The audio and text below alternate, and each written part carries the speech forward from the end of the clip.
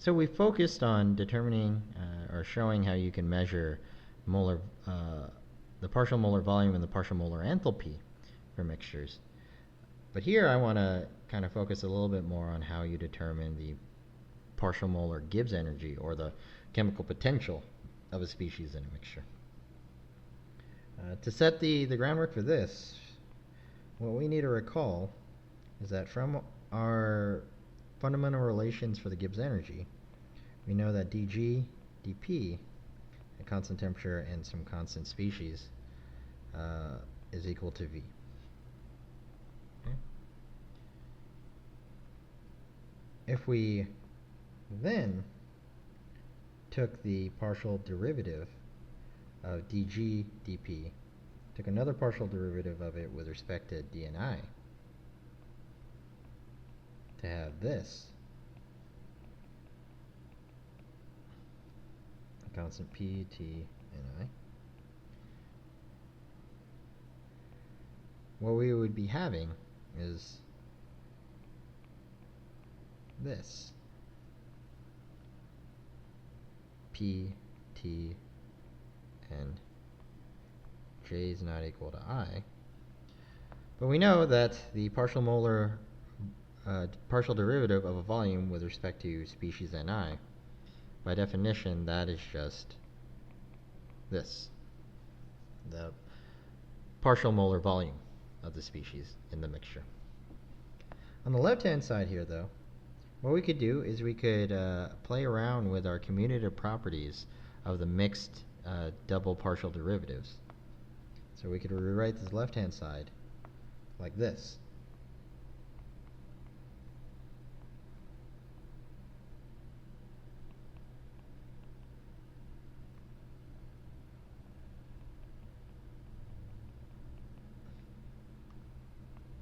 This is all at t and I. And so that would give us that d here, we have dg, d and I, and that is the partial molar Gibbs energy, or the chemical potential.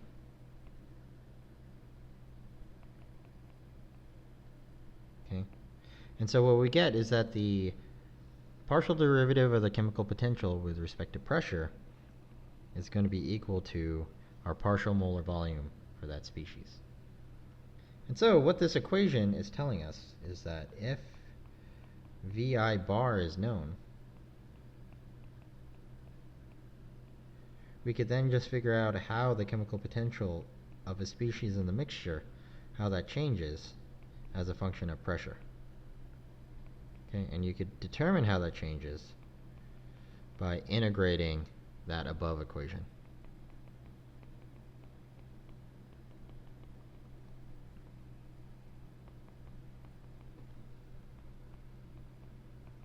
Okay.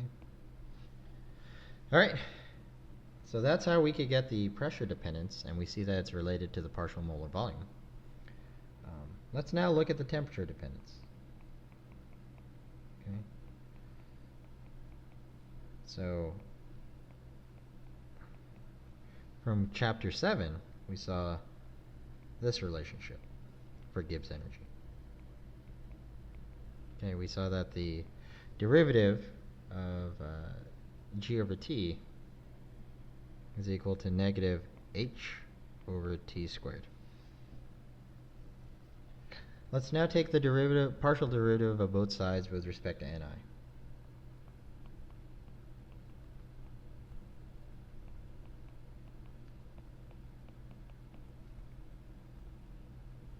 P Ni, P T, j is not equal to I.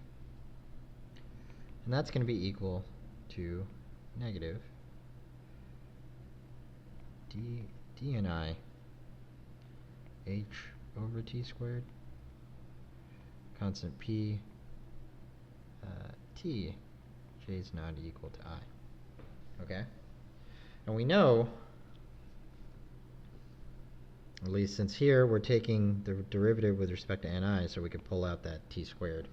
So what we would have is dh over dni, and by definition that is the partial molar volume, or partial molar enthalpy. Okay.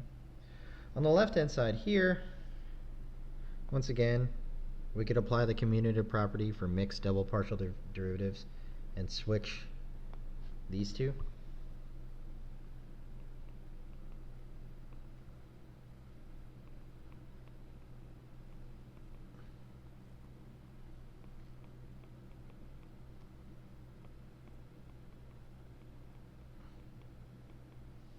Okay.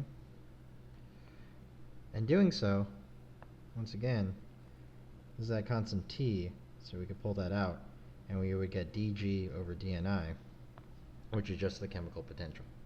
Okay? Alright, and so what we have is d mu I divided by T dt at constant P and I is equal to negative HI over T squared. Okay. And so just like we saw with molar volume, if we know the molar, or the partial molar enthalpy, if those are known, whether we do it graphically or we do it through an analytical method, we could see how temperature affects the chemical potential by just integrating this equation.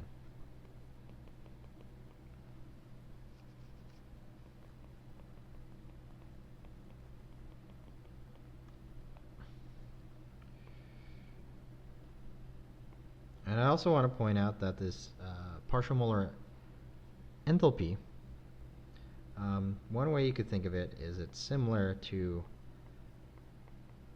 the latent enthalpies we talked about for pure substances. So when we talked about, delta H of vaporization, delta H of melting, here this would be looking at the differences in partial molar enthalpies of a species as it went from the pure species to the mixture. So that's at least the sort of physical understanding behind it.